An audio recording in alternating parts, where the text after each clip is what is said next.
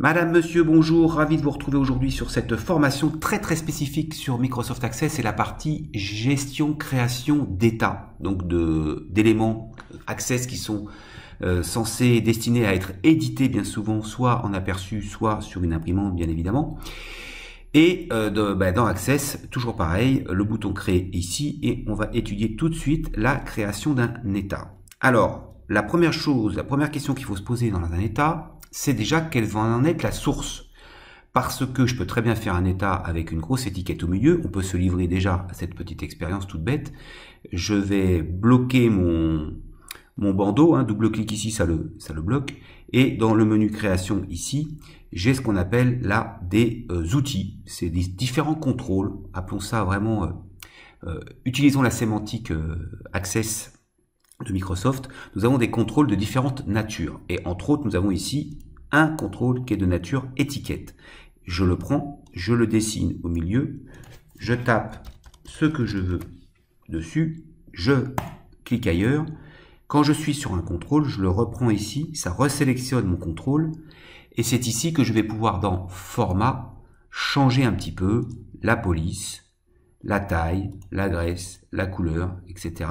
Et ici, la dimension et surtout l'emplacement. Il faut venir sur le côté du contrôle, on le voit, la souris change. Là, ici, avec mes 4 flèches, là, je vais pouvoir le redimensionner autre part. Et donc, dans notre état de base, nous avons 3 sections. L'entête qui est ici, et on peut changer la taille en prenant la section détail qui est au milieu. Ici, le pas de page et la taille de mon pas de page. Donc, dès lors que là, j'ai créé mon premier état finalement, clic droit, aperçu avant impression, on l'a ici. Moi, je l'ai rajouté dans ma petite barre d'état là-haut. Vous pouvez ici cliquer sur aperçu avant impression et l'avoir toujours sur votre état. Et voilà, notre premier état, par défaut, sur d'ailleurs une feuille 21-29-7 A4 verticale. C'est ce que Access nous propose par défaut comme type de sortie. On va voir qu'on peut complètement aussi paramétrer évidemment l'orientation de la feuille ou même le format du papier si on voulait par exemple faire des étiquettes. On va y aller doucement. Là j'ai créé finalement mon premier état. C'est évident que si je lui donne un nom dès lors ici coup de disquette ou que je le ferme, il va me demander quel nom je vais lui donner et on va l'appeler test état. On va essayer d'écrire bien. Test. Allez, un score état. Je vous dis ça pourquoi? Eh bien parce que une fois que j'ai refermé ici dans la liste des objets de ma base de données, qu'on retrouve avec la touche F11 si vous êtes sur une base de données, si vous êtes sur Solo par exemple et que cette petite barre sur le côté est cachée, F11 permet de la réafficher. Et donc si je vais dans mes états et que je cherche test, eh bien je vais retrouver mon test état. Et là, double-clic dessus va m'ouvrir directement mon état. Alors, on a fait ici un état le plus simple qui soit, puisque il ne dépend pour l'instant d'aucune donnée de Solo, c'est juste une étiquette, une ou plusieurs, que j'aurais évidemment mettre. J'aurais pu mettre une image, on va se contenter pour l'instant des contrôles les plus utilisés sur un état, que sont essentiellement les zones de texte et les étiquettes. On met rarement un bouton sur un état, puisque l'état a vocation d'être imprimé, donc le bouton ne servirait pas à grand chose. On peut évidemment y mettre aussi des images. Il faut savoir que cette barre de contrôle là, elle sert dans toute la conception des états comme des formulaires, qui est l'objet d'une autre formation, des formulaires de saisie, des masques de saisie, d'accord? Donc c'est pour ça qu'on va avoir des choses comme des listes déroulantes qui, pareil, n'ont aucun intérêt sur un état. Alors, on va revenir sur la source. On va prendre en source de cet état une table, toujours pareil, une table qui peut être aussi une requête si on avait besoin de faire intervenir sur notre état des éléments qui proviendraient de plusieurs tables justement. Donc on va commencer par le simple. Dans Solo, on va prendre une table, la table des contacts, qui est, vous le savez peut-être si vous avez suivi un petit peu les formations Solo, la table C, parce que moi je ne veux pas des noms de tables compliqués, donc C comme contact. Et ensuite, à l'intérieur de cette table, eh bien, j'ai des champs qui sont de types différents et qui sont aussi de façon mnémotechnique au niveau des noms de mes champs. Moi, je ne vais pas avoir nom de la société, je vais avoir CSOC comme le nom de la société, ces noms le nom du contact, le prénom du contact, la civilité madame monsieur, le compte du contact, l'adresse, le code postal, la ville. On va prendre ces quelques champs-là en source de notre état pour voir un petit peu comment je peux afficher des coordonnées de contact. Alors c'est très simple. Je double-clique en haut à gauche sur le carré noir là pour récupérer ce qu'on appelle la feuille de propriété à droite qui vient de s'afficher. D'accord ?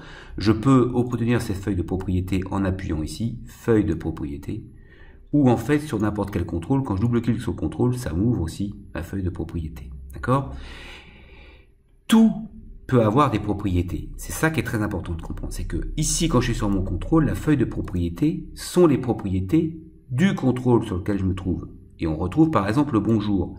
Si je dis ici hello et que je change de ligne, vous voyez que ça change la propriété de mon contrôle parce que c'est lui qui est sélectionné. Par exemple ici, j'ai sa position. On voit qu'il est à 2,6 de la gauche de du bord gauche de l'état. Si j'ai envie de le mettre à 4, si je mets 4 ici, vous voyez, il change. Et si je le remets ici, ben on voit que gauche, gauche, gauche, gauche, gauche, ici, il est revenu. Donc ça, c'est vraiment la propriété du contrôle sur lequel je me trouve, qui est sélectionné. D'accord ? C'est très important parce que si je me mets ici, je clique sur détail, ça c'est la propriété que je vais retrouver de ma section détail. Pareil pour le home page. Et en haut à gauche, ici, ce sont les propriétés de l'état lui-même. Et donc, c'est là qu'on va avoir déjà, par exemple, la possibilité de mettre une légende. Liste des clients, par exemple. Puisque, avant que j'ai ça, notre état, on l'a appelé test état. Au passage, quand je passe en aperçu, bah, il s'appelle test état en haut. C'est la légende. Si j'ai envie que, lors de l'utilisation, ça s'appelle liste des clients. Et pour valider, je fais entrer ou je clique autre part. Je fais clic droit. Et là, je vois que la légende, maintenant, de mon état, c'est liste des clients. Donc, on va avoir comme ça une multitude de propriétés. On ne va pas toutes les voir, évidemment, dans cette vidéo. Mais pour en tout cas avoir la feuille de propriété de mon état qui va nous servir très souvent, c'est ce petit carré en haut qui est ou noir quand il est sélectionné ou pas quand il ne l'est pas. Et donc, la première chose qu'on va devoir changer, si je veux autre chose qu'une étiquette comme je viens de le faire, c'est la source. Et la source, je vais la voir. Alors, soit on se met dans l'onglet toutes, et ben, j'ai toutes les propriétés. Soit ici, j'ai des onglets, on l'a déjà vu dans les autres vidéos, hein, qui me donnent en fait les informations qui sont plutôt triées par, je dirais, par type de propriétés différentes, c'est-à-dire que tout ce qui est lié aux données, tout ce qui est lié au format, tout ce qui est lié aux événements, autres et toutes. Toutes, j'ai tout le monde. Si je me pointe sur, on va plus l'illustrer ici sur mon onglet, sur mon contrôle, pardon, qui s'appelle au passage, qui s'appelle comment? Il a un nom, il s'appelle quoi? Il s'appelle étiquette 0. Ça c'est le nom du contrôle. Je pourrais très bien l'appeler étiquette rouge. Ça, c'est le nom du contrôle et ça, c'est son contenu. D'accord? On va le voir beaucoup quand on va avoir des contrôles qui dépendent cette fois-ci de champs de mes tables. On va le voir tout de suite après. Donc, pour pouvoir mettre ici le champ d'une table, il faut que je change donc la source de mon état. Donc, je mets en haut à gauche, je vais sur toutes ou je vais dans données et là, j'ai ma propriété source. Et là, je peux mettre la table, ici j'ai la liste de mes tables et de mes requêtes. Donc C par exemple. Alors, il me propose la totalité. Il va me proposer la totalité. Je ne sais pas pourquoi il me met un filtre tout de suite, je supprime. Je ne sais pas pourquoi tout d'un coup il me met des choses dans filtre et dans trier par, mais bon, peu importe. Et donc là, c'est la totalité de ma table C. Ça veut dire qu'ici, j'ai ajouté des champs existants. En fait, j'ai tous les champs de ma table C. Si j'avais fait une requête avec 4-5 champs, j'aurais eu ces 4-5 champs. Et c'est là que je peux aller chercher, en maintenant Shift, plusieurs champs. Alors Shift pour aller de là à là, Shift, ou CTRL, pardon, pour en sélectionner plusieurs. S'ils n'étaient pas tout contigus. Et je les glisse dans ma section détail. Et c'est tout à la limite. Je vous fais voir, aperçu, là j'ai déjà la liste de mes contacts, s'entend bien. Alors, d'entrée de jeu, autre chose très importante, c'est est-ce que je veux une fiche par feuille ou est-ce que je veux un genre d'état qui soit une liste finalement. Et ça, c'est une des propriétés de mon état qui est la deuxième ici. Qui est où? Qui est dans format? Oui, c'est dans format. Alors, je sais pas, c'est mode état, là. C'est là. Affichage par défaut, mode état. Mais non, c'est pas ça du tout. Ah ben non. Voilà que j'ai un trou de mémoire.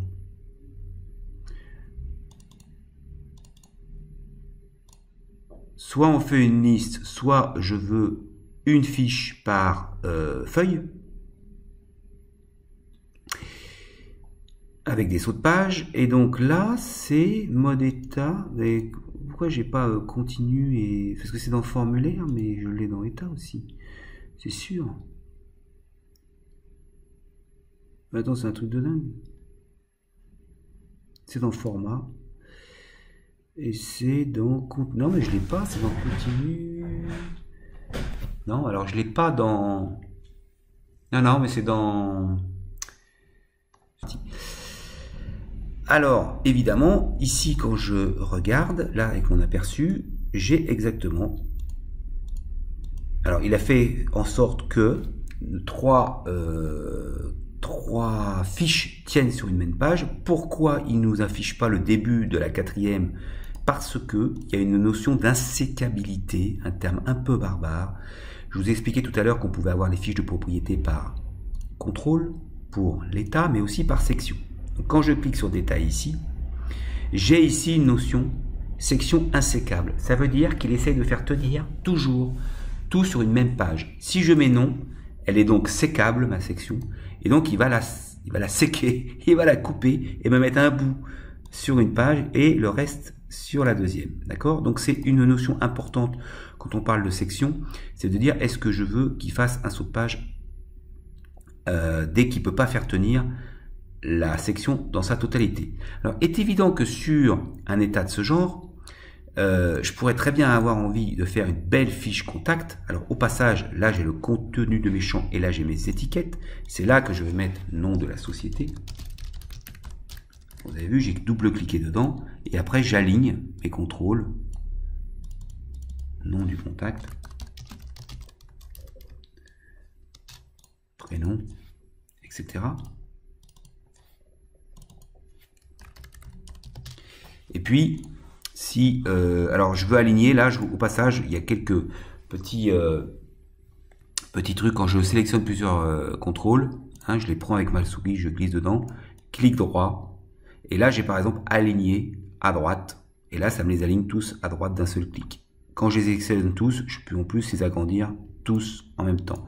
Et celui-là, dans format là-haut, je vais pouvoir le mettre en gras, et en rouge, pourquoi pas, et un peu plus gros si ça se trouve, pour avoir le nom de la société. D'accord? Donc là, quand je vais repasser en aperçu, j'ai mes sociétés. Imaginons que je veux une belle fiche société par page.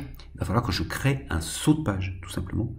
Donc, ici, je peux, dans détail, saut de page, spécifier que je le veux après section. Après ma section de détail, je veux que ça saute la page. Tout simplement. Et là, j'ai un saut de page à chaque détail. Donc là, maintenant, il faut que je passe en bas, page suivante, pour aller voir la page d'après. Au passage, on voit que c'est un coup en gris, un coup en blanc. Pourquoi? Parce que c'est toujours beaucoup plus lisible d'avoir un coup en blanc, un coup en gris quand j'ai justement des listes. Donc c'est la deuxième logique. Je vais maintenant, alors je vais vous le faire voir juste après, avant de vous faire voir où ça se trouve, ça c'est dans détail. Et là, j'ai ici couleur de fond et autre couleur de fond pour la section d'après. Et vous voyez, plus sombre, 5%.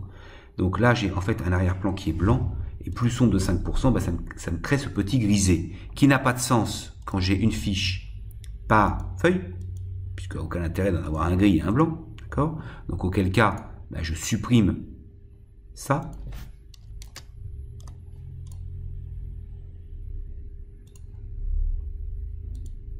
Ah bah là j'ai mis noir, il l'a remplacé par du noir, très intéressant. Donc en fait, c'était pas comme ça qu'il fallait faire, c'était faire un copier-coller de ce qu'il y avait au-dessus. Arrière-plan 1. Est-ce que je l'ai là-dedans? C'est même pas sûr. Ou je mets la couleur à la main, ou effectivement, je fais ça. Et là, cette fois-ci, j'ai bien tout en blanc. Au passage, si je veux tout en gris, eh bien, je me mets là Et là, j'ai aussi dans format la possibilité ici de griser un peu tout le fond. D'accord? Ça, c'est l'arrière-plan. Et donc, là, je vais avoir... Pourquoi j'en ai qu'une, c'est encore un autre problème, puisque j'ai demandé la même chose partout. Donc, à un moment donné, quand on veut plus s'embêter avec cette histoire de fond, bah, il a mis couleur de l'arrière-fond, voilà, parce qu'il faudrait faire ça partout.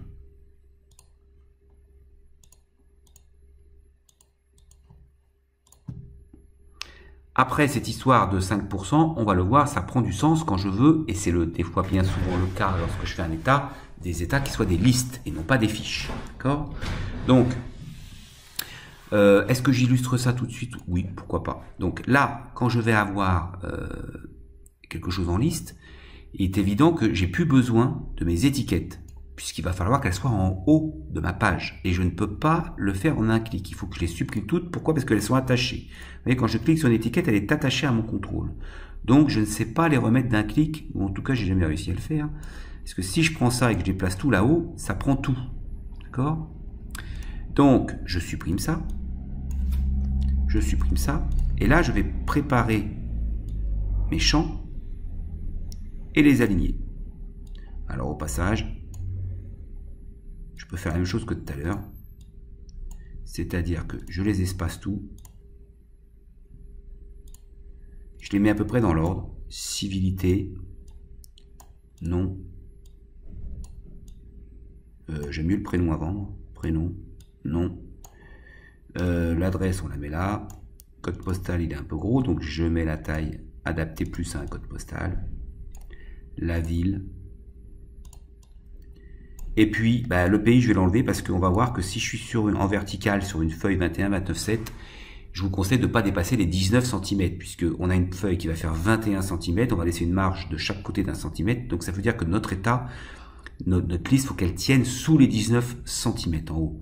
Donc si je prends tout ça, clic droit, aligner, à gauche déjà, ça les aligne tous à gauche, clic droit,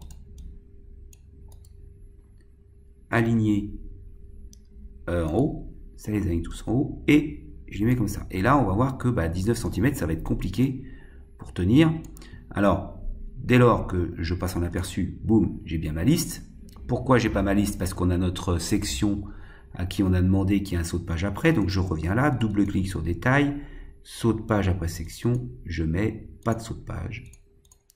Et cette fois-ci, j'ai bien une liste.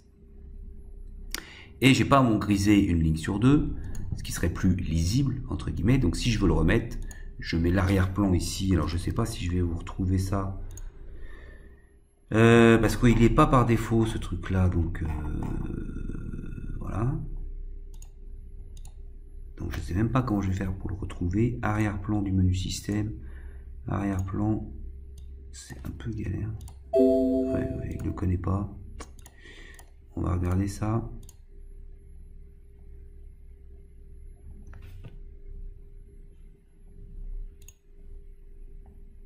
Je sais pas vous remettre en un clic. Non, je sais pas vous remettre en un clic. Alors c'est pas grave, on peut le faire. On va le faire en blanc là et autre couleur ici. Est-ce que ça marche? Voilà. On met la couleur de la première ligne et la couleur de la deuxième ligne en fond, bien sûr. Et donc là, comme ça dépasse les 19 cm, et ben je vais avoir la suite. Je vais avoir la suite de mes colonnes sur la ligne d'après. Évidemment, sur la page d'après. Pourquoi? Parce que mon état ne tient pas dans les 19 cm, comme je vous l'expliquais. Alors, si on doit vouloir faire ça, si je veux tous ces éléments-là, clairement, je ne vais pas pouvoir faire tout tenir sur une ligne, et ben c'est pas grave. Je vais mettre par exemple là, l'adresse, je vais la mettre en dessous. Je peux très bien essayer d'aligner mon adresse ici. Voilà, code postal, ville.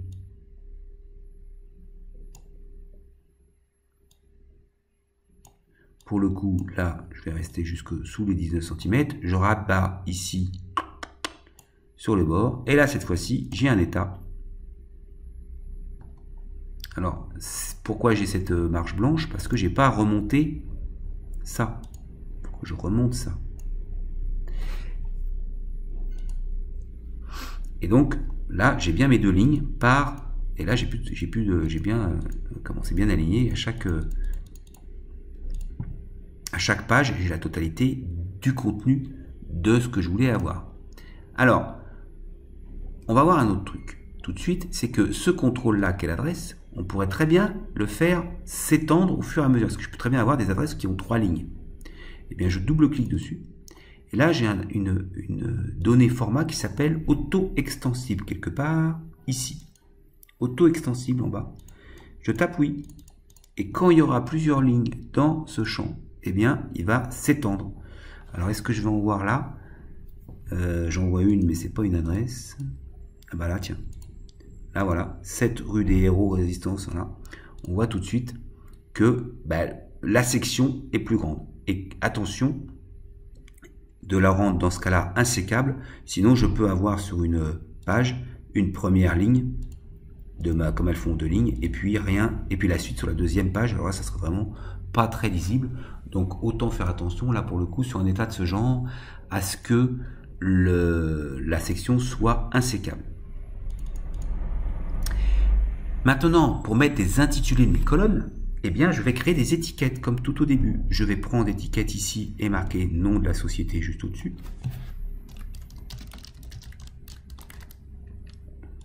Copier-coller si je veux garder toute la police et tout ça. Hop, civilité.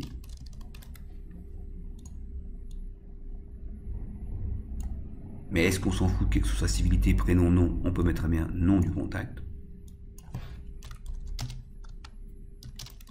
Et ce sera Monsieur Arnaud Collat qui sera marqué. Et pareil, ici, dans format, la possibilité de le centrer, par exemple. Ops. Et puis si je veux mettre en dessous ce qui est en dessous, je vais mettre adresse complète.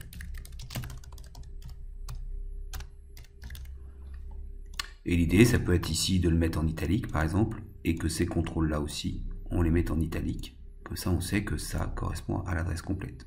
Je peux faire ça comme ça. D'accord?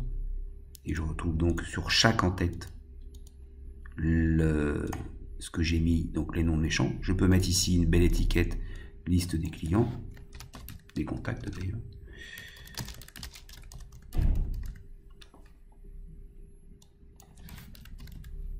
Ah!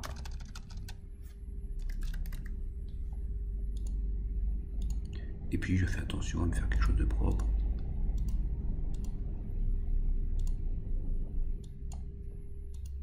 Au passage, si vous voulez marquer le numéro de page, alors en haut ou en bas de la page, eh bien, il y a ce qu'on appelle des constantes. Dans création, vous prenez une zone de texte, ici, et vous mettez ici dans la donnée la source de ce contrôle. Alors, je vais supprimer l'étiquette. Et la source de ce contrôle, ça va être page. Si je fais ça, ah ben il me demande page, c'est intéressant. Faut le mettre entre crochets peut-être.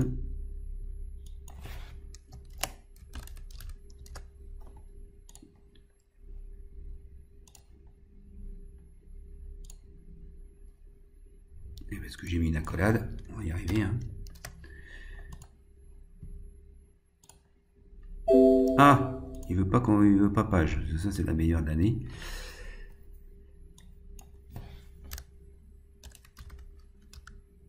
Ah ben voilà, faut mettre un égal devant. D'accord. Voilà. Page 1, 2, 3, 4, 5. Il faut mettre un égal devant, tout simplement. Excusez-moi, ça m'a échappé. Parce qu'en fait, moi, je fais souvent... Je voulais vous faire voir pour seulement page. Mais on peut mettre aussi et guillemets sur guillemets. Et on met page avec un S. Et là, il va nous mettre page. Et c'est une concaténation, on appelle ça, c'est une chaîne de caractères, donc il va mettre le numéro de la page, et sur, je peux mettre une barre de fraction, c'était pareil, le nombre de pages totales de mon état. Alors cet état, il fait la bagatelle de 1161 pages, parce que j'ai beaucoup de contacts, je dois avoir 22 000 contacts là, et donc voilà, quand je passe au...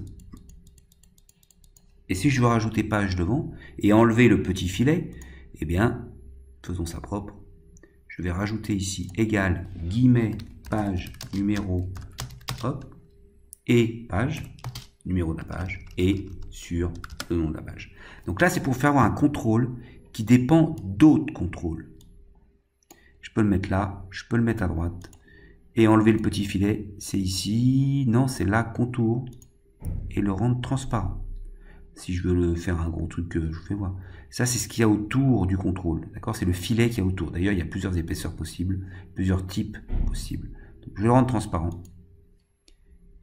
Et cette fois-ci, voilà. J'ai page numéro 1 sur 1164. Voilà, j'espère que c'est clair pour l'instant. On va passer à quelque chose d'un peu plus compliqué. On va voir que justement, là, je vous ai fait le premier contrôle qui dépend d'autres contrôles. Mais on va voir qu'on peut aller évidemment beaucoup plus loin dans la deuxième partie de cette vidéo. À tout de suite. Alors, nous voici dans la deuxième partie de cette vidéo sur les états Access où je vais rentrer un petit peu plus dans le détail de ce qu'on est capable de faire lorsqu'on attaque par exemple plusieurs tables et qu'on commence à avoir des champs qui dépendent des uns des autres, par exemple des petites formules de calcul. On va prendre une deuxième table donc dans Solo qui s'appelle P, qui contient les pièces. On va prendre par exemple des factures ou des devis ou peu importe. Donc, comment je fais là le mieux, honnêtement, c'est dans double-clic ici, soit d'avoir créé une requête en amont, ce qui peut être une idée, d'accord, soit de créer ici directement dans la source de mon état, eh bien la requête en question. Donc en cliquant sur les trois petits points à côté, il me lance le générateur de requêtes et pour l'instant il est complètement vide. Alors je vais rajouter une table qui est la table P, qui est la table, moi, des pièces commerciales de Solo, dans lequel il y a les factures, les devis, les commandes, etc. Donc, vous avez peut-être appelé ça autrement. Et toujours des champs pour, on l'a vu dans le début de cette vidéo, de la première partie, des champs mnémotechniques, c'est-à-dire des noms de champs faciles à se souvenir. Donc, moi, par exemple, je vais prendre ptype égale à facture. Je ne vais prendre que cela. Je vais prendre pdate, on va prendre des vieilles factures, qui est la date, donc inférieure ou égale au 1er janvier 2016, par exemple. Je vais prendre le nom de la société. Je vais prendre le code postal. Je vais prendre le montant hors taxe que j'ai facturé. Je vais prendre, je sais pas, le montant TTC, justement, ça va être l'objectif du calcul. Et bien, écoutez, avec ça. Et puis le numéro de la pièce, par exemple. Donc, alors, déjà, là, j'ai pris les champs bruts, l'intitulé de mes champs. Il faut que j'enlève une... entrer dans le détail de ça. Je peux déjà exécuter cette requête pour voir ce que ça donne. J'ai bien la liste de ce que je veux. Je ferme. Il me demande est-ce que je veux mettre la clause SQL à jour de la source de mes données. D'accord? Et là, il vient de mettre des petits trucs verts sur tous les champs qu'il n'a plus dans la source. Puisque, alors j'aurais pu remettre ville. Donc je clique ici, je clique là-dessus. J'aurais pu rajouter ces villes. Puisque tout à l'heure, il avait tous les champs de la table C, mais là, il n'a plus que les champs de la requête. Donc, je peux enlever tout de suite tous ceux qui ne vont plus me servir. J'ai bien la société. Et puis, ici, j'ai la liste de mes champs, toujours. Et je voulais donc ajouter à peu près tout ça. Alors, soit je supprime tout, et puis je recommence. C'est encore ce qu'il y a de mieux. J'ai pas besoin parce que j'utilise cette facture. Hop. J'efface ça parce que là c'est la liste des factures. Je vire ça. Donc là on va voir la date, la société. On va mettre le numéro de pièce d'abord. La société.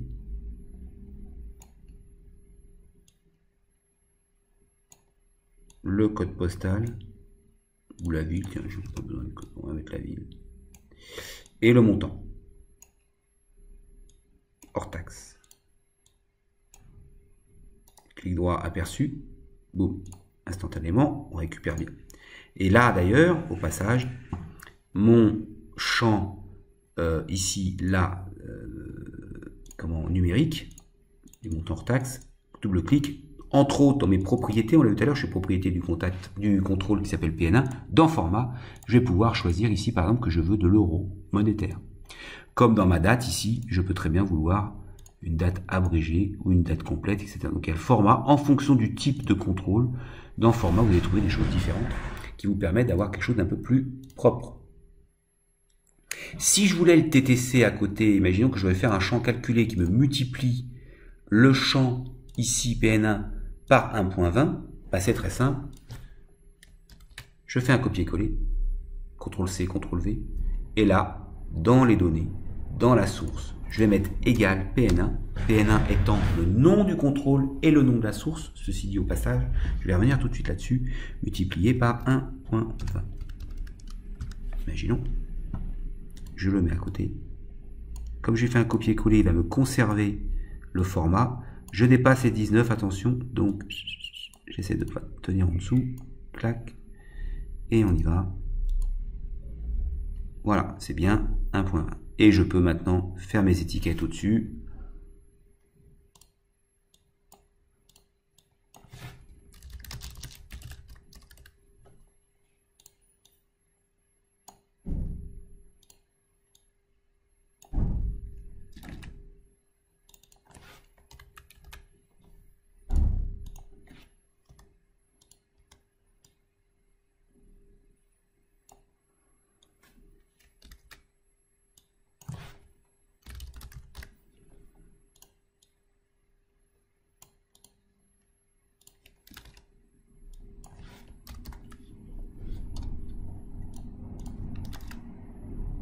Voilà. Je fais vite, mais vous avez compris le principe. Dès que j'ai mis mon contrôle, vous avez vu qu'il s'est décalé mon état. Attention de bien le ramener toujours à 19. Hop, hop. Alors, très bien tout ça. Bon, je pourrais j'aligne ça propre, etc. Pas de problème. Très intéressant. On a la bagatelle d'une dizaine de pages là-dessus, d'accord. Maintenant, ce qui serait peut-être intéressant, c'est de les trier d'une certaine façon. Par exemple, par mois ou mieux par client. C'est-à-dire que ici, je peux très bien, en amont, dans ma requête, ici, trier de la façon que je veux. Donc c'est là que je vais mettre, par exemple, je les vais d'abord par société. Donc je le mets, c'est mieux de le mettre en premier. Et je mets en ordre croissant de tri. Double-clic, je ferme, pardon, ça modifie la source de mon état. Et logiquement, il devrait être trié par ordre de client. Avec, évidemment, tous les factures qui n'auraient pas de clients affectés, en tout cas de nom de clients, ce qui est assez bizarre. Oui, c'est possible que les personnes physiques. Et donc maintenant, il serait intéressant peut-être de faire un petit saut de petite rupture pour cumuler le montant des factures d'un même client. Ça peut être très intéressant de faire ça. Donc cette fois-ci, on va rajouter ce qu'on appelle des sections. Là, aujourd'hui, je n'ai qu'une section détail, mais je peux très bien avoir davantage de sections. Clic droit sur mon en-tête de page. Et là, je vais, par exemple, trier, regrouper. Voilà, c'est l'option trier, regrouper. Il va me créer un peu en bas, vous voyez, il va me proposer d'ajouter un groupe. On va ajouter un groupe. Et là, il me demande quel groupe je veux faire. Ça aurait très bien pu être tous les mois, si j'avais pris PDAT. Là, j'ai dit que je voulais prendre PSOC tous les clients. Et donc là, il vient de me créer, vous voyez, en tête du groupe, c'est SOC. Et je peux avoir envie, évidemment, de faire un cumul. Donc là, je vais lui demander avec Toto. Avec Toto, sous total.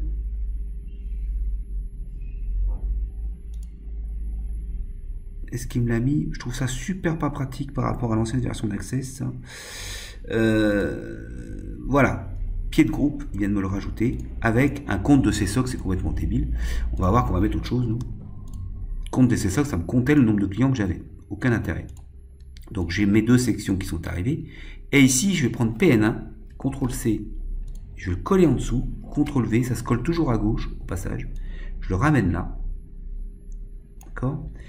Et là, je vais faire la somme des PN1 qui sont au-dessus. C'est pour ça que je vais mettre dans la source de ce contrôle égale somme de PN1. Alors ce qu'il faut comprendre, c'est que là, ce contrôle, la PN1, il porte le même nom que la source. PN1, c'est ici, c'est la source, c'est-à-dire le nom du champ du montant hors taxe dans la tableau de P. Et ça, c'est le nom qui porte dans l'état. J'aurais très bien pu l'appeler hors taxe ici. Et donc ici, c'était somme de hors taxe qu'il fallait que je fasse. Clic droit, aperçu. Évidemment, ce que je viens de vous dire, c'est faux. Pourquoi? C'est pour ça que je mets toujours le même nom de contrôle, parce que c'est somme de PN1 qu'il faut mettre là. Eh ben oui. C'est pour ça que restez toujours vigilant à ça finalement. Appelez toujours vos contrôles avec le même nom que ce qui porte dans la table. C'est quand même ce qu'il y a de beaucoup plus simple. Et donc là, on a vu qu'on avait un petit total tous les sorties de clients, d'accord, avec un 880, 440 plus 440. Quand il n'y en a qu'un, bah, ça me remet la même chose. Là, il y en a deux, d'accord. Pour que ça sorte un peu plus, je peux faire mettre mon contrôle en gras.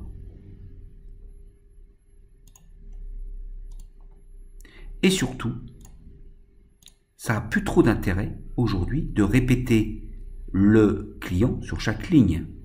C'est pour ça qu'il m'a créé une petite en-tête ici de groupe. Je peux très bien mettre ici le nom de mon client. Là, je l'ai pris, je l'ai mis là. Le mettre, par exemple, pour qu'il sorte bien, on va le mettre en blanc sur noir. D'accord? Avec la ville, je peux très bien la mettre là, par exemple. D'accord? Et puis là, je vais avoir mes factures de ce client.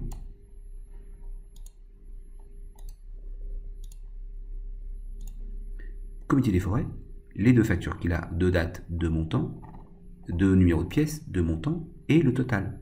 Et alors, je peux même gagner une ligne en mettant le montant en haut. C'est-à-dire qu'il va me calculer le montant cumulé de mon chiffre d'affaires de mon client avant même de m'imprimer les lignes. Comme ça, je remets ça là. Ici, je peux faire un truc un peu plus sympa. Pareil.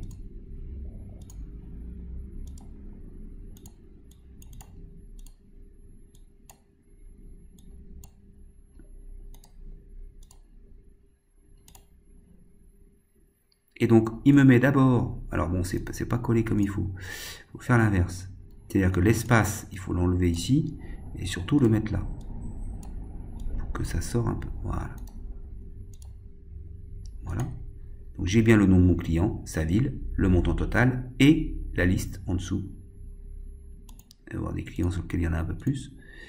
Alors pareil, est-ce que ma section est sécable? On voit là par exemple, que en haut, j'ai un bout de la liste des factures de clé 1. D'accord?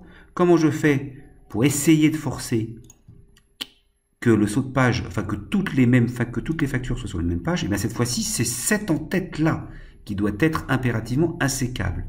Donc je vais dessus, sécable. Où est-ce qu'elle est? Sécable, elle est oui, je la mets à non. Et là, je pourrais, il va essayer de me faire toujours tenir, il va sauter la page.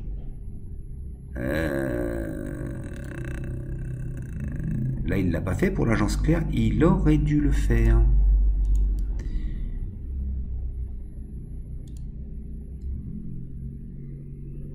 Sécable. Alors d'abord, c'est insécable. Insécable, oui. Insécable, oui. Et là, insécable, oui. Je mets tout insécable, logiquement. Eh ben non, il n'y arrive pas à le faire. C'est bizarre, ça. Pourquoi? Si je prends là, il a bien coupé Claire, il a bien mis la première. Et j'ai la suite derrière. Comme là. Tiens.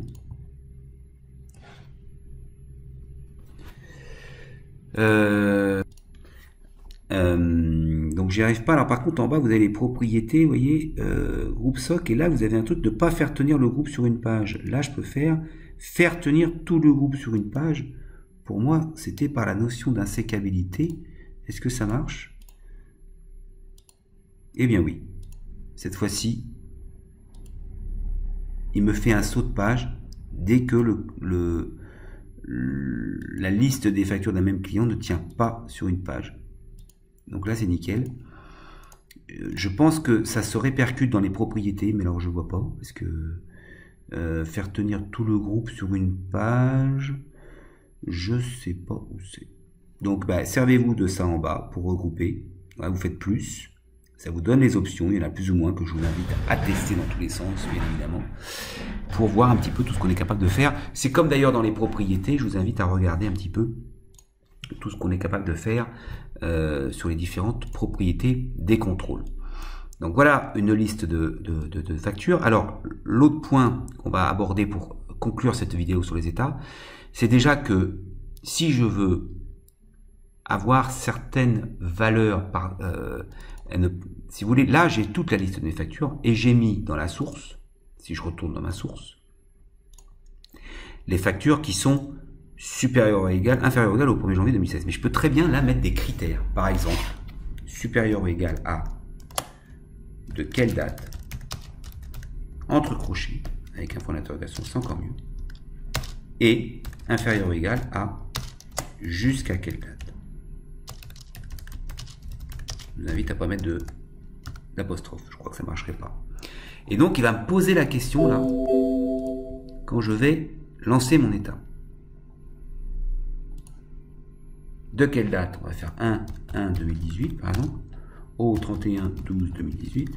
Et là, voilà, il me met bien des dates du 1er janvier 2018 au 31-2018, à contrario de tout à l'heure qui était tout inférieur à 2016, avec beaucoup plus de pages et beaucoup plus de factures. Maintenant, ça, évidemment, je pourrais, ça serait encore plus sympa si je pouvais le lancer avec un bouton sur un formulaire et que les dates, je les ai renseignées en amont. Bah, c'est exactement ce que je vous propose de faire pour conclure cette vidéo.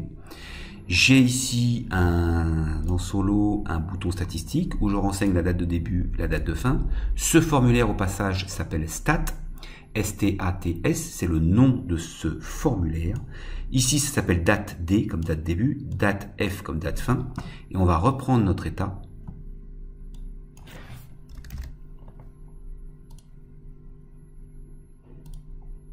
Clic droit, mode création.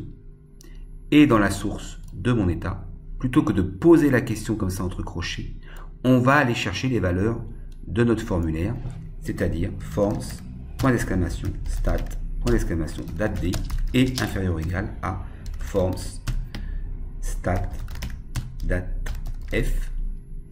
Attention d'être précis là-dessus. Je sors, il me met mes crochets, mes points d'exclamation comme il faut, je ferme.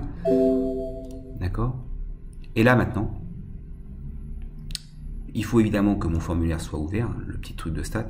Si je veux, on va faire, tiens, 2017, 1-1-2017, au, allez, 31 mars 2017.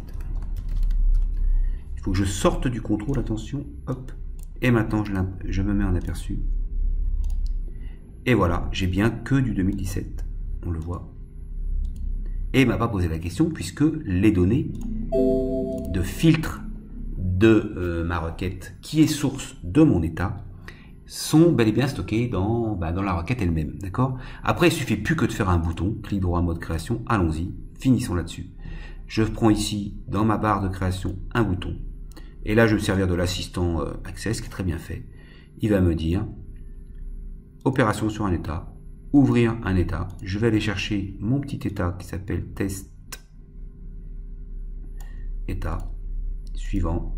Je peux donner un nom évidemment ou une image à mon bouton, liste des factures, entre deux dates, ça aurait pu s'appeler, d'accord. Ça c'est le nom du contrôle, encore une fois, dans mon formulaire, d'accord. Donc j'aime bien lui donner un peu plus parlant. Terminé. Pour qu'il sorte un peu plus mon bouton, un peu le même système, on fera une formation sur les états bien sûr. Il existe une formation sur les états. Et là voilà, donc là je choisis, allons-y, on va reprendre 1-1-2016 jusqu'au 31-1-2016, pour voir juste le mois de janvier, et là, liste des factures, et ça lance mon état pour 2016, bien évidemment. D'accord. Alors attention, il me l'a lancé, vous voyez, en forme, ce qu'on appelle page. Je ne suis pas en aperçu là, c'est-à-dire que je peux encore faire des filtres là-dedans, je crois. Peut-être pas là-dessus. Non, j'ai des bêtises. Si, je peux filtrer quelques petites bricoles, vous voyez, je peux filtrer un client par exemple. Je peux aussi filtrer une date, par exemple. Et ça, c'est ce qu'on appelle le mode page, qu'on a ici, mode page. C'est celui-là. Et sinon, évidemment, j'ai l'aperçu après, qu'il a à être vocation à être imprimé complètement, d'accord? Au passage, clic droit, mise en page. Et là, je peux très bien dire, allez, ma page, je le veux dans l'autre sens. Ou je veux sur un autre format. Ok, on peut le mettre en dur dans la création d'état. Et là, je suis en format paysage. si j'avais par exemple l'impossibilité de faire tenir ce que je voulais en 19 cm, mais plus en 20, en 21, 29,7, 29,7, 27,7. Rester en dessous des 27,5, allez, 27,5 en termes de largeur d'état. Et ben voilà, j'espère que ça vous a plu, que vous avez à peu près compris comment créer vos premiers états sous Access. N'hésitez pas de laisser un commentaire sous cette vidéo si besoin. Je reste à votre disposition et à très vite dans une prochaine vidéo. C'était Arnaud Colas, Capitaine Solo, pour vous former autant que faire se peut aux rudiments d'utilisation de Microsoft Access. À très bientôt. Bye bye.